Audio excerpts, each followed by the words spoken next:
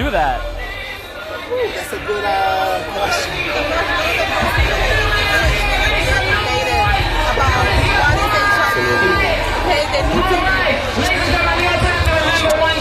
One of the first things they need to do is be educated about what is HIV and how that transmits. They need to know their status, and they need to come and call them to a lot of different organizations in the community that provide assistance, because we have a lot of resources nowadays. Our youth is one of the things that we're really working hard with. The Department of Health and Mental Hygiene for the first time. A lot of teenagers right now together with us, That's right. They're very much a part of it. We hope they're same age, all of the different issues that they're dealing with. And we're really happy with the commissioner has really been proactive. Extremely proactive. And also one thing that's important is that you can get tested anonymously. So for those who are afraid to let your status, who you are out, it's anonymous. No one's gonna know. You need to know. Now you have a very fun toy here which we just found, and I want to show you guys. If you can do a close-up, look at this. You pop this open. Look at that. So if you don't want your mama or your father to see, you close that up. There you go, right? Well, thank you guys very much. Protect yourselves, get tested. We'll be right back. We're here now with representatives from the Mount Sinai Adolescent Health Center, and it's important that we talk to them because we just heard how adolescence has become a major target of infections and how important it is to educate at an early age. Welcome to the show. Introduce yourselves, please, first. My name is Dana. I'm the program assistant for our HIV care and prevention program. And my name is Kate Hirschman-Levy. I'm the health educator for the program. So you guys work specifically with adolescents? Yeah. Go ahead. Tell us more how that's going. We work specifically with adolescents aged 12 to 22, 24 if they're HIV positive. And we focus more on high-risk youth, being transgender, LGBTQ, prostitutes, HIV positive, obviously. How are you reaching out to these kids? Personally, I run a lot of workshops, and I go to different communities where these kids are, and I try to engage them and get them into our clinic. Our services are all free, so it's really important, and you don't need any parental consent. And we also go to a lot of youthful events. We go to clubs, we go to bars, we go to parts of the city where a lot of them hang out. What are some of the major issues that kids in 2006 are facing now that maybe we, when we're younger, were not really dealing with at the time? Wow, general kids across the board? Just the kids that you're working with, is there greater risk than there was a few years ago for teenagers? Well, we have street hormones now. Yeah, I mean transgender kids coming in. I mean, a lot of our kids are taking hormones on the street, and a lot of it's injection. Wow. That's an incredible high risk. I would say for the heterosexual community, HIV is becoming rampant, especially amongst African American women. And people don't think it's an STD that they can get. They always stigmatize it as a gay man's disease or black person's disease from Africa, and they don't realize it's within our own community. Yeah, I think teenagers tend to think that they're invincible. Yes. And we're here to tell them that they're not, because none of us are, because we're all human.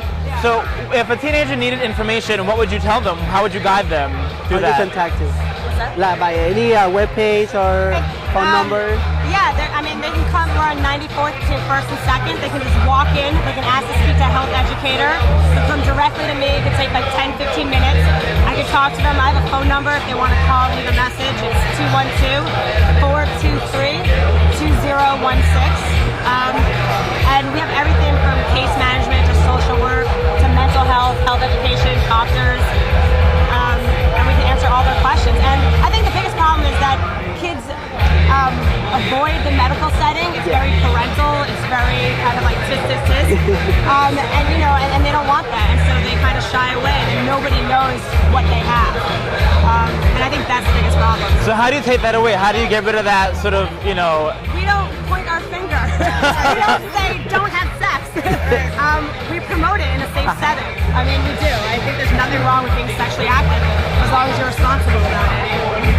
And that's what we do. And I try to see them as a peer, and I don't want to kind of like coach them or be a parental figure in any way.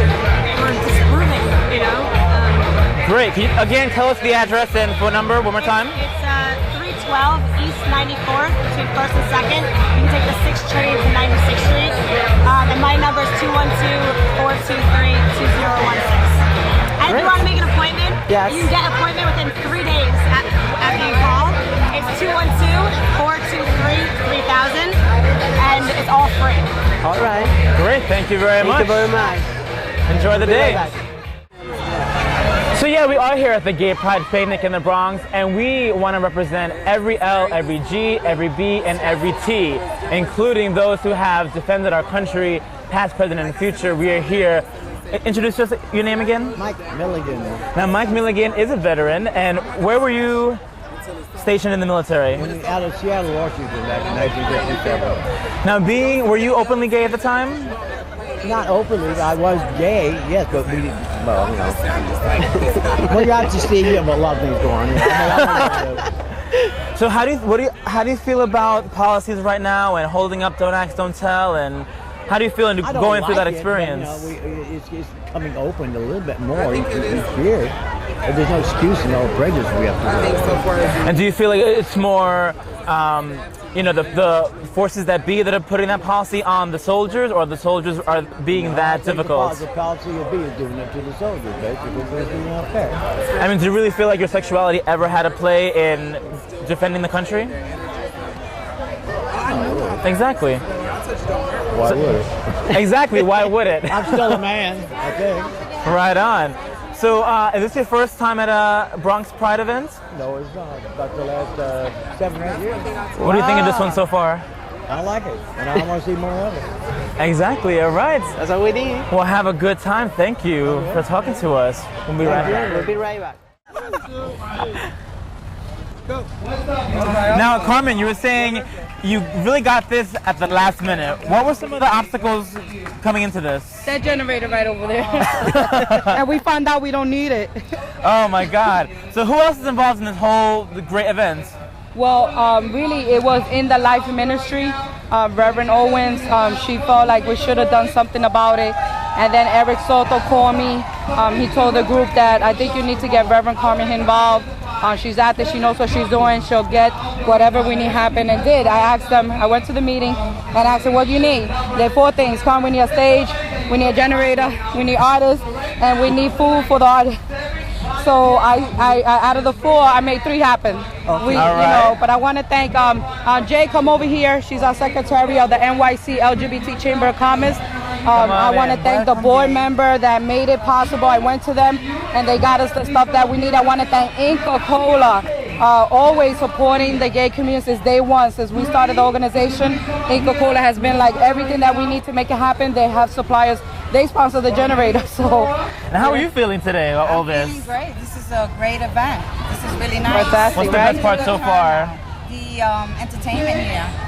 The singing and the dancing. And is all we wonderful. have great artists. And KTU came and they repped for the party. Plus we had 2 artists that sing in KTU, Raquel, Nina Martinez. I was so excited. We had Bosra, 2 lesbian hip hop girls. Like if you like Goddess is She, they're the Latina, but they're their own. And I'm proud to manage them. And they were here earlier kicking it with their lesbian style message that, we women, we have our rights, and they brought a great strong message out there. And then we're going to have to close it. Reggaeton, guys. Comando 13.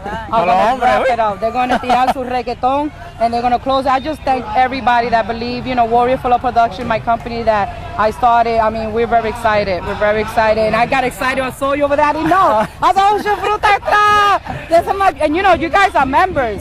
Fruta Extraña and we're bad. Well, the first, right?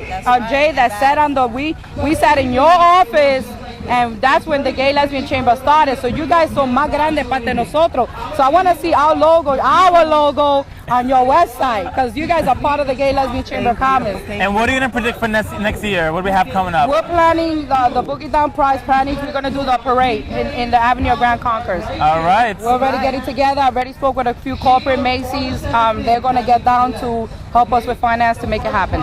Anybody out there want to support the parade? Start now. Contact this woman right here. This here. Just call. Thank you very yes, much. Thank you for that. I admire. Thank you. I watch you guys every week, my guys.